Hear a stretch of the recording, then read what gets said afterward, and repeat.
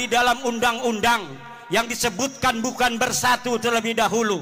Bersatu kalau masih ada satu suku bangsa merasa lebih tinggi derajatnya dari bangsa lainnya di Indonesia.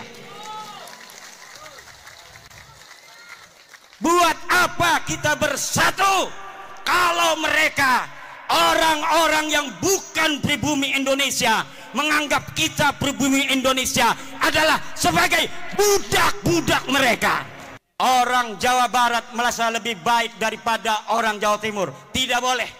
Kita adalah sama.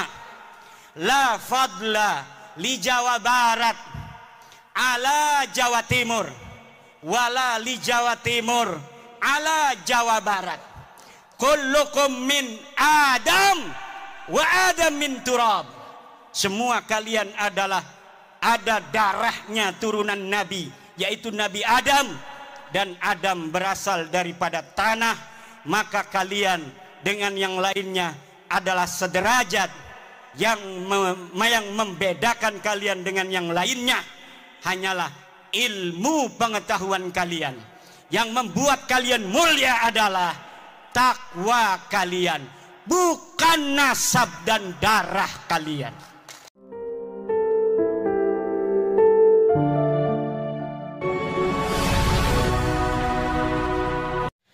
Selanjutnya, hadirin yang berbahagia, Syekhuna Al-Mukarram pimpinan Pondok Pesantren Nahdlatul Ulum, sedikit mohon izin Pak Yai, karena beliau banyak karya-karya beliau, diantaranya adalah menulis beberapa kitab, kurang lebih sekitar lebih daripada 10 kitab yang telah ditulis oleh beliau.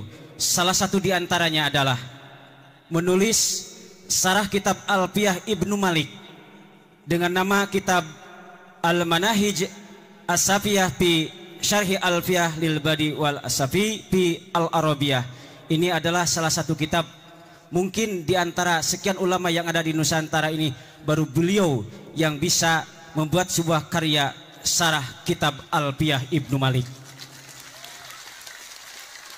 Tidak hanya itu, beliau juga kreatif menulis beberapa buku yang kami, barangkali tidak salah Pak Yai, mohon maaf, salah satu buku sejarah tentang pendiri Tangerang, Raden Arya Wangsakara. Ini adalah buku jenis sejarah. Dan juga sebuah buku novel, yaitu judul buku Dari Banten Kusebut Namamu. Itulah karya-karya beliau.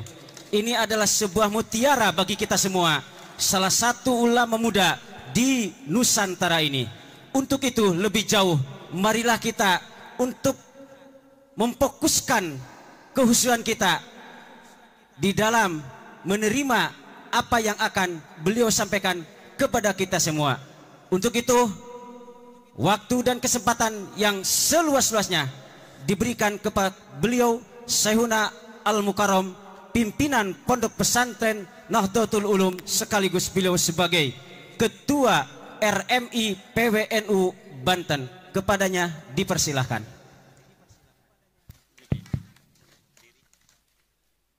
Punten, izin.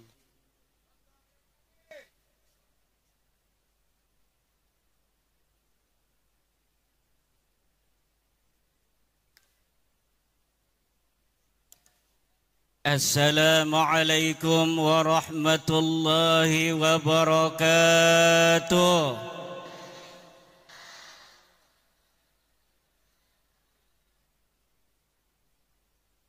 Assalamualaikum warahmatullahi wabarakatuh.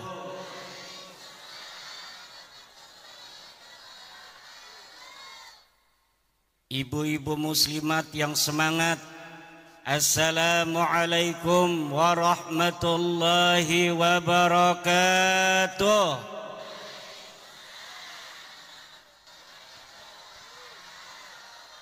Siapa kita? Siapa kita? NKRI. Alhamdulillah, الحمد لله الملك الحكيم الجواد الكريم العزيز الرحيم، فالطريق إليه واضح للقاصدين، والدليل عليه لائح للناظرين، والصلاة والسلام على سيدنا محمد وعلى آله. يا حنان يا منان يا ديان يا سلطان يا ذا الجلال والإكرام. أما بعد فيا أصحاب الفضائل، para alim ulama,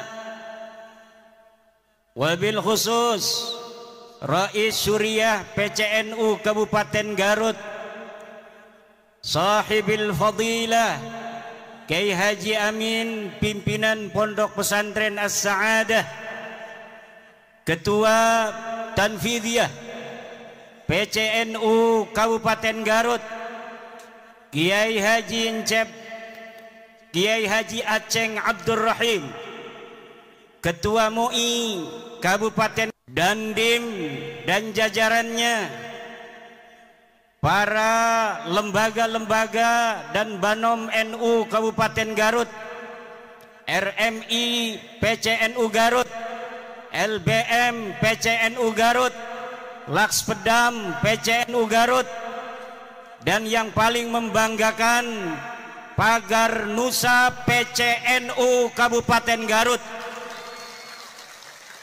yang pada hari ini ketuanya menjadi ketua panitia halal bihalal PCNU Garut, ketua muslimat PCNU Garut, ketua Ansor PCNU Garut, ketua IPNU, dan seluruh ketua MWCNU se-Kabupaten Garut, serta seluruh ketua ranting se-Kabupaten Garut. Semoga Allah melimpahkan keberkahan kepada seluruh pengurus NU Kabupaten Garut, dan tak lupa kepada seluruh warga Nahdliyin, warga Nahdliyat Kabupaten Garut. Semoga senantiasa Allah Subhanahu wa ta'ala limpahkan rizki yang banyak, anak yang saleh dan salihah, istri yang salihah, suami yang nurut. Mau ibu-ibu punya suami nurut? Suami yang bertanggung jawab, amin. Suami yang jangan banyak laganya, udah satu cukup satu, amin kata muslimat, diem kata bapak-bapak. Dan para pelajar-pelajar NU Kabupaten Garut, jangan salah pilih suami nanti, amin. Pilih suami yang soleh. Suami yang soleh itu cirinya yang pakai sarung, sarungnya sarung putih, pakainya jas coklat, pakai sorban putih. Itu ciri-ciri calon suami yang soleh. Amin ya robbal. Setuju, Bu? Pertama-tama marilah kita panjatkan rasa syukur, puji kepada Allah Nu Maha Suci yang telah melimpahkan pada hari ini takdir kita untuk berjumpa, takdir kita untuk bersilaturahmi di samping makam seorang wali, Syekh Abdul Qahar Mbah Khatib, yang akan memberikan keberkahannya kepada kita dari Allah Subhanahu wa ta'ala. Yang dengan hadirnya kita hari ini, Allah insyaallah, amin ya rabbal alamin, akan mudahkan segala urusan kita. yang sakit di hari ini, ya Allah, sembuhkanlah dengan barokah silaturahmi pada hari ini. Yang punya hutang, ya Allah, lunaskan hutangnya, ya Allah. Yang punya masalah dengan istrinya, hampir mau bercerai, langgengkan jodohnya, ya Allah. Anaknya yang nakal, anaknya yang gak mau ngaji, dengan barokah silaturahmi ini, ya Allah, jadikan anaknya anak yang saleh dan saleha, anak yang mau ngaji, anak yang mau belajar agama Allah. Amin ya rabbal. Salawat beserta salam mari kita sanjungkan kepada baginda alam, habibi wa qurratu aini, Muhammad ibn Abdullah, man huwa syamsun, man huwa badrun, man huwa nurun fawqa nurin, man huwa iksiru wa ghali, man huwa misbahus suduri, jaddal hasani wal husaini, sayyidina wa maulana Muhammad, sayyidina wa maulana Muhammad, sayyidina wa maulana Muhammad. Hadirin warga NU Kabupaten Garut, Nahdlatul Ulama hari ini telah memasuki abad yang kedua. PBNU mencanangkan tema untuk abad yang kedua ini, merawat jagat, membangun peradaban. Merawat jagat, membangun peradaban. Mari kita sama-sama ulangi, merawat jagat, merawat jagat. Sejak NU didirikan 1926, NU bergerak membimbing umat. Kiai-kiai pesantren diorganisir untuk bersama-sama mengawal umat Islam agar menuju apa yang diridhai oleh Allah dan Rasulnya. Kiai-kiai NU mengawal umat bergerak melawan paham Wahabi ketika itu, yang menuduh kiai-kiai pesantren terkena penyakit TBC, takhayul, bid'ah, dan khurafat. Kiai-kiai kita juga sejak berdirinya mengawal bangsa Indonesia untuk mencapai kemerdekaan Indonesia. Setelah merdeka 1945, Rais Akbar Nahdlatul Ulama Hadratus Syekh Hasyim Asy'ari membuat fatwa resolusi jihad, kewajiban untuk setiap umat Islam untuk mempertahankan negara kesatuan Republik Indonesia yang baru saja dimerdekakan. Dari mulai resolusi jihad tanggal 22 Oktober, umat Islam di seluruh Indonesia bertekad karena sudah adanya fatwa ulama bahwa kita wajib mempertahankan negara kesatuan Republik Indonesia ini. Maka tanggal 10 November umat Islam di Jawa Timur bergerak menuju satu titik untuk mengusir tentara sekutu yang waktu itu sudah datang ke Surabaya. Puluhan ribu anak-anak santri turun bersama bangsa Indonesia lainnya di dalam mempertahankan keutuhan negara kesatuan Republik Indonesia. Ribuan nyawa melayang, tapi nyawa yang melayang itu tidak ada artinya kalau dibandingkan kebahagiaan anak cucunya kita di hari ini. Leluhur kita yang telah menjadi syahid, leluhur kita yang telah menjadi pahlawan. Di antara mereka ada yang dikenal, ribuan lagi tidak ada yang tahu. Mungkin leluhurnya mati ketika itu, anak cucunya hari ini tidak tahu di mana entah kuburnya. Tetapi perjuangan mereka telah menghasilkan kita kedamaian di hari ini, ketertiban dan kemerdekaan.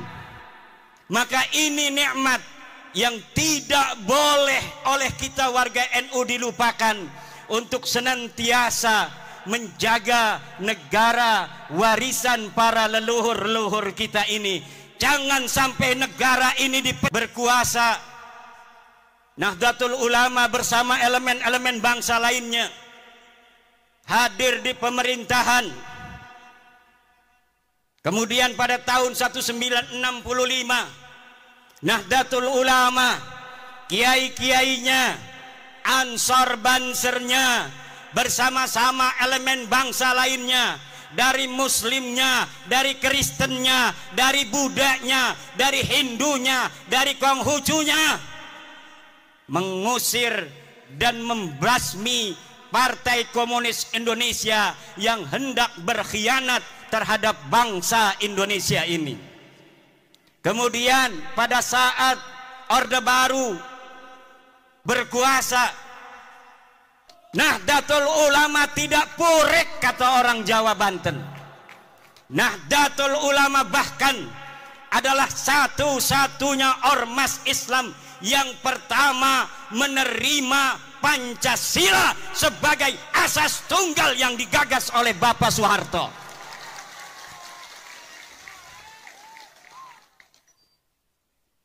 Kalau ormas lain mungkin sudah turun ke jalan, ormas terbesar oleh pemerintah Soeharto ditinggalkan, keberadaan yang besar dinafikan.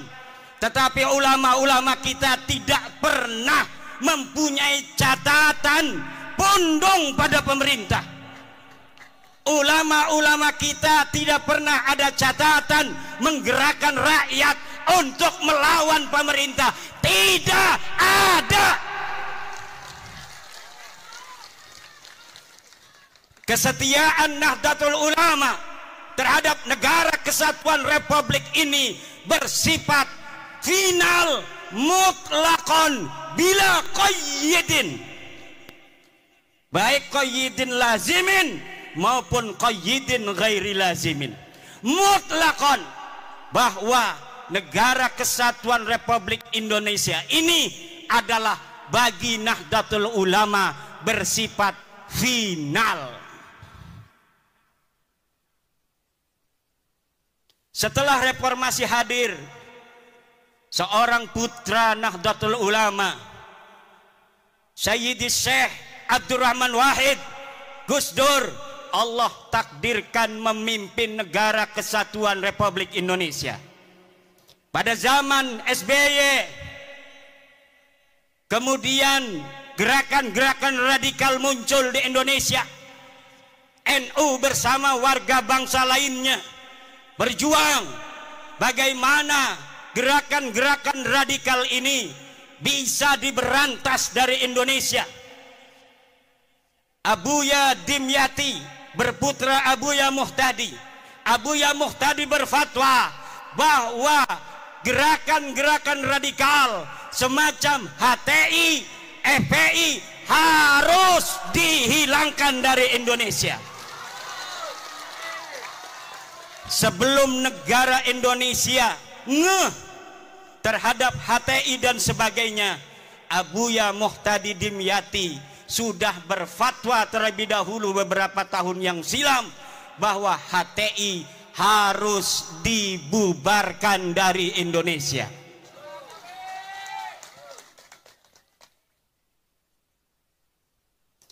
Kemudian hari ini Nahdlatul Ulama bersama warga bangsa lainnya tetap setia mempertahankan Indonesia, apalagi setelah putra terbaik Nahdlatul Ulama Kiai Haji Ma'ruf Amin bersama-sama Presiden Joko Widodo memimpin negeri ini adalah beban yang lebih berat bagi warga Nahdlatul Ulama yang harus menunjukkan ketika guru kita bersama ada di puncak pimpinan, bagaimana kita warga Nahdlatul Ulama harus menjaga ketertiban, kedamaian di seluruh pelosok negeri Nusantara ini, saudara.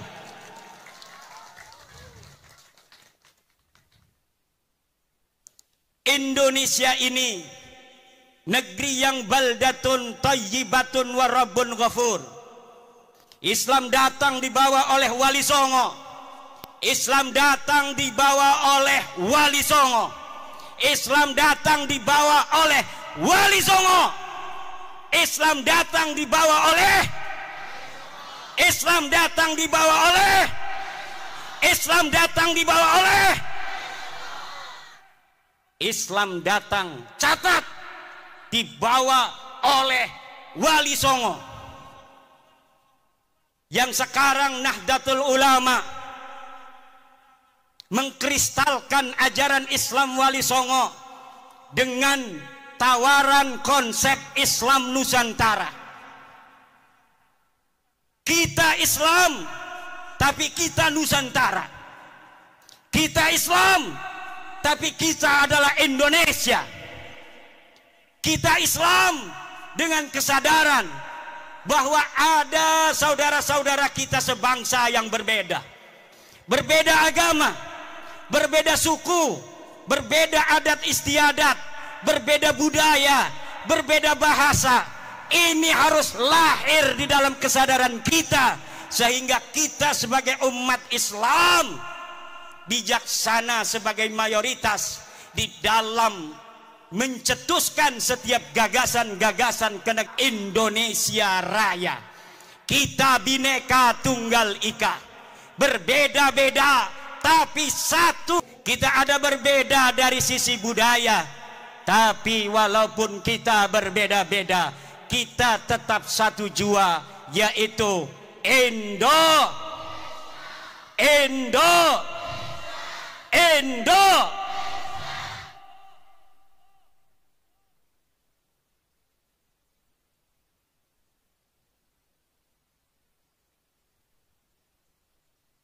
Para pendahulu kita mengatakan bahwa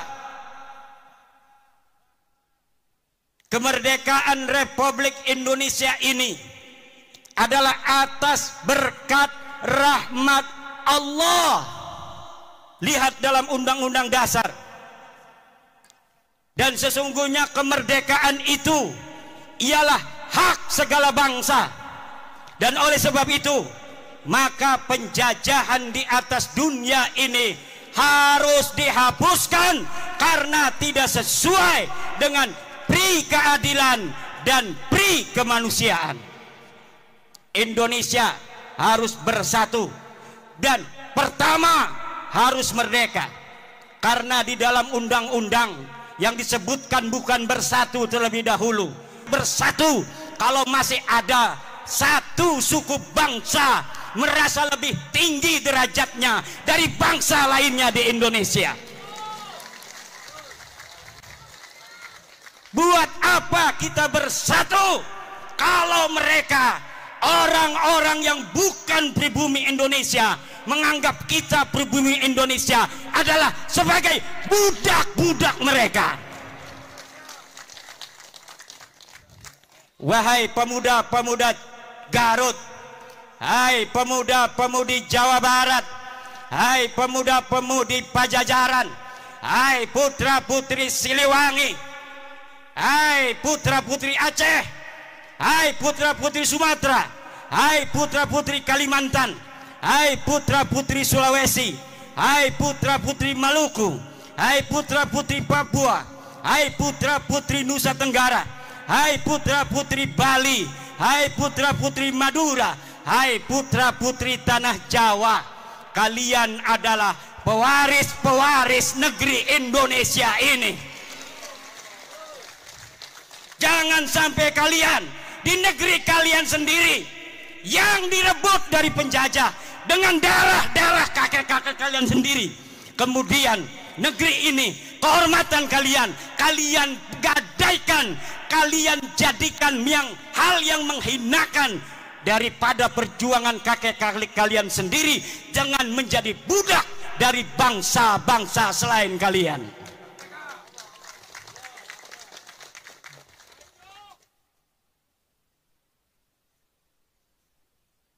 Tidak boleh dalam negara yang disebut Negara Kesatuan Republik Indonesia ini, orang Jawa Barat merasa lebih baik daripada orang Jawa Timur. Tidak boleh.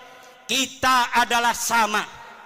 La fadla li Jawa Barat ala Jawa Timur, wala li Jawa Timur ala Jawa Barat. Kullukum min Adam wa Adam min turab. Semua kalian adalah ada darahnya turunan Nabi, yaitu Nabi Adam, dan Adam berasal daripada tanah. Maka kalian dengan yang lainnya adalah sederajat. Yang membedakan kalian dengan yang lainnya hanyalah ilmu pengetahuan kalian. Yang membuat kalian mulia adalah takwa kalian, bukan nasab dan darah kalian.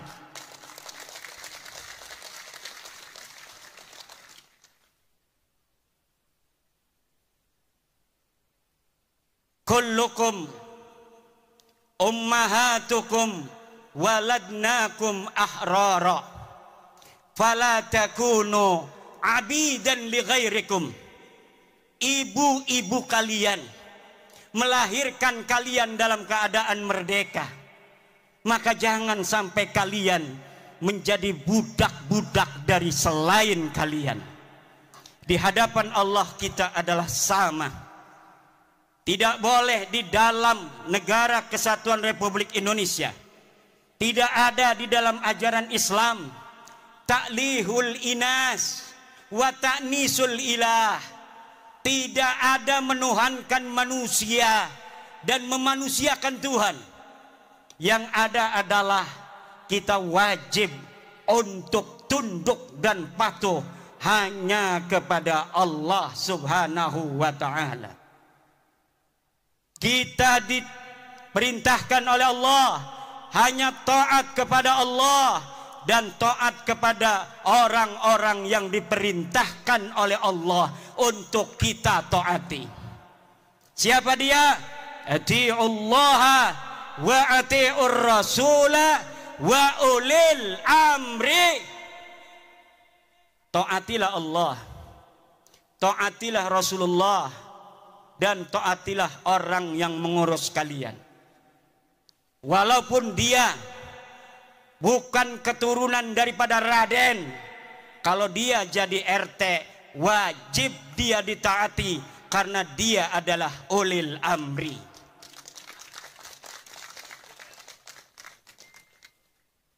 Walaupun dia turunan Nabi Nuh, turunan Nabi Ibrahim, kalau dia tidak jadi apapun dalam kehidupan, tidak ngurus urusan kalian, tidak ada kewajiban kalian untuk mentaatinya. Tidak ada. Tapi walaupun abdun habasiyun, hamba yang hitam legam, kalau dia memegang urusanmu, dia menjadi ketua RT, ketua RW, dia menjadi lurah, dia menjadi camat, dia menjadi bupati, dia menjadi gubernur, dia menjadi presiden, dia menjadi ketua organisasi. Maka dalam lingkup urusan-urusan yang menjadi tanggung jawabnya, kita sebagai rakyatnya, kita sebagai anggotanya wajib untuk mentaati mereka. Tidak ada di dalam ajaran Islam orang harus dimuliakan hanya berdasarkan darah dan nasabnya. Tidak ada. Ada orang-orang yang memperkosa saudara, memperkosa hadis-hadis Rasulullah tentang ahli bait. Kemudian hadis-hadis tentang ahli bait itu dibawa maknanya untuk diri mereka. Kemudian dengan itu mereka doktrin umat, mereka doktrin jamaah untuk buta hati mereka, hanya melihat cinta dari mereka, tidak melihat cinta dan ajaran selain mereka, sehingga cinta dan ajaran selain mereka dimunafikan. Ini adalah penjajahan pikiran, penjajahan rohani yang harus. Saya permisi minum dulu.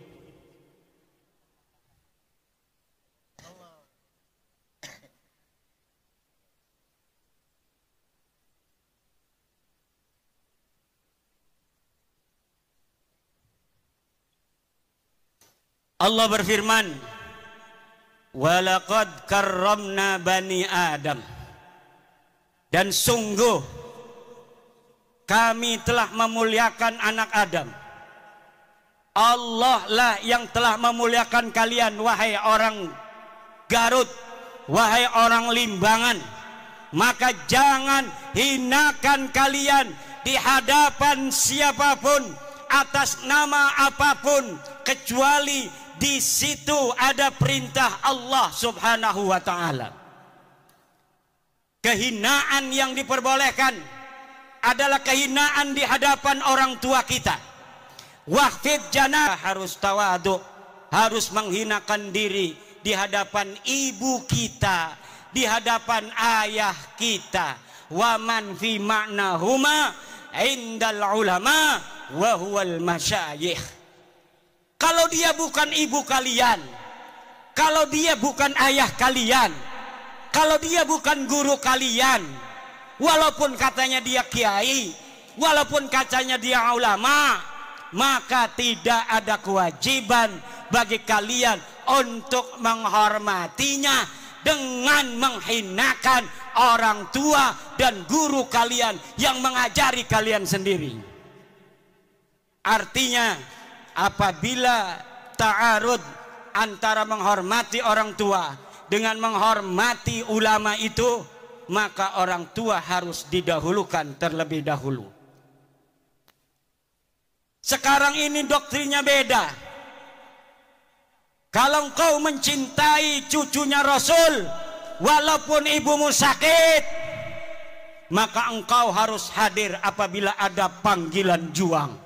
Kalau ada panggilan jihad. Jihad apa? Negeri kita ini sedang tenang, saudara. Negeri kita ini aman, tentram. Ngedengerin ceramah juga bisa sambil beli cilok. Ngedengerin ceramah juga bisa sambil ngopi, bisa sambil ngerokok. Banser begana begini juga nggak ada apa-apa sebenarnya mah. Pura-pura sibuk. Aman tentram, betul nggak? Cuma Banser ingin menunjukkan penghormatan pada kiai-kiai saja. Sebenarnya nggak ada apa-apa. Negeri kita ini aminatan mutmainnah, aman dan tentram.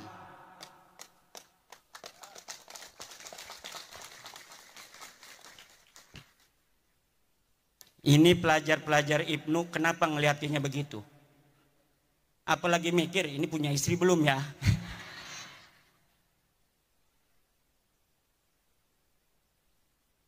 Gampang, saya tinggal ngontek ya Amin. Ya iya. Saudara-saudara kaum muslimin rahimakumullah. Yang terjadi hari ini adalah orang-orang yang memegang mic, tapi dia tidak memegang hati. Dia asal bicara, walau kadangkala menyakiti ratusan juta bangsa Indonesia. Bagi yang cinta pada dia karena sudah buta, mereka membenarkan mereka. Karena yang diajarkan adalah kebutaan. Yang diajarkan cinta.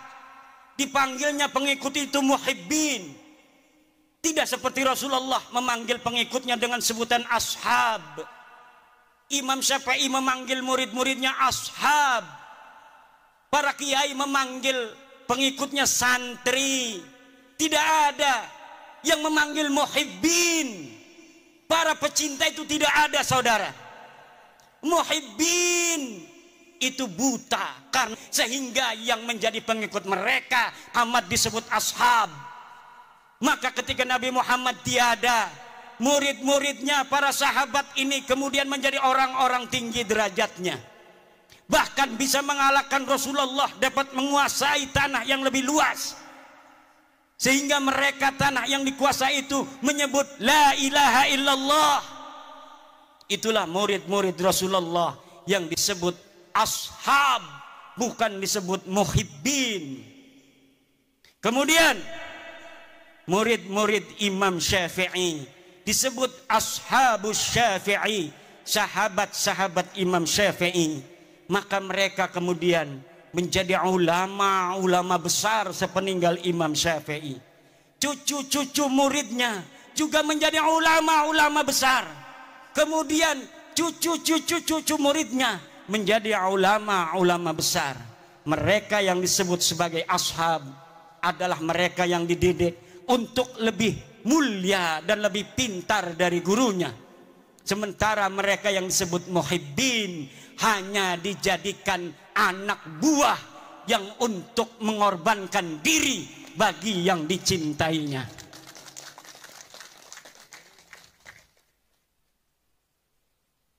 Saudara-saudara kaum muslimin rahimakumullah, apalagi mereka yang berceramah di media-media sosial, di hadapan publik, belum pernah riyadhah hati,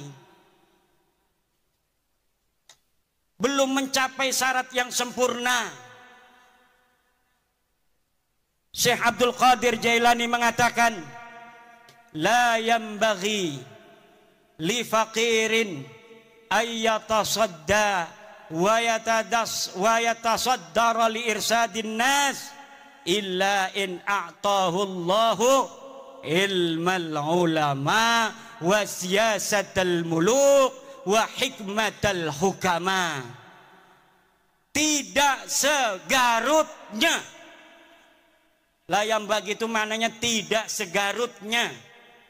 Kalau orang Jogja tidak seyogianya. Kalau orang Banten tidak sebantennya. Kalau orang Cigawir layam bagi tidak segawirnya. Li fakirin, untuk seseorang untuk berceramah di hadapan manusia kecuali dia telah diberikan ilmunya para ulama, politiknya para pemerintah, dan hikmahnya para aulia-aulia Allah. Kalau orang telah memiliki tiga, pertama dia adalah ilmu dari para ulama, dia telah pantas berbicara karena sudah banyak ilmunya. Dia sudah ta'lim puluhan tahun di pondok pesantren. Kemudian dia mengerti siyasatal hukama, politiknya para pemerintah. Kadang-kadang politik itu li siyasatin nas, sesuatu yang kelihatannya tidak baik untuk satu kelompok, tetapi hal itu manfaat dan maslahatnya baik untuk masyarakat yang lebih luas.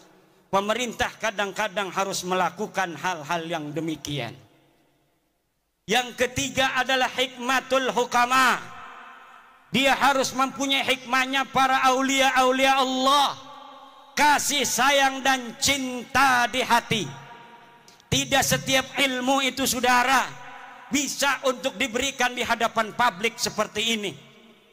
Yang harus diberikan ke hadapan publik seperti ini adalah apa yang menggerakkan mereka untuk mendekatkan diri kepada Allah dan menghilangkan perbudakan pikiran yang menggelantung di hati-hati masyarakat, sehingga pencerahan itu akan membuka dirinya untuk menjadi manusia yang merdeka, manusia yang betul-betul tidak menjadi budak daripada manusia lainnya. Saudara-saudara, sebenarnya saya ingin lama untuk berceramah, tetapi suara ini karena saking semangatnya di negeri sendiri Karena saya walau dari Banten, tapi ada kata orang tua, ada silsilah nasab ke Bandung, Garut, dan Sumedang Larang. Kalau di DNA, kalau berani DNA ya, berani nggak tes DNA? Berani nggak tes DNA? Berani nggak tes DNA? Kalau kita dites DNA, maka orang Banten dan orang Jawa Barat, di dalam darahnya, di dalam tubuhnya ada darah Prabu Siliwangi yang mengalir, saudara-saudara. Kalau diurut dari nonong-nonong, neng-neng yang duduk ini, dari dirinya sampai Prabu Siliwangi, lihat ada berapa leluhur yang telah mati di medan juang. Ada berapa leluhur yang telah mati syahid dalam mempertahankan tanah Pasundan dan Jawa Barat ini, dalam mempertahankan Indonesia Raya ini, saudara. Maka kita kalau ada tes DNA diperintahkan oleh Gubernur Ridwan Kamil, turunan Sunan Gunung Jati, hei orang-orang Garut, tes DNA, aing hayang nyaho, siap keturunan saha, siap ente tes DNA, siap ente tes DNA, siap ente.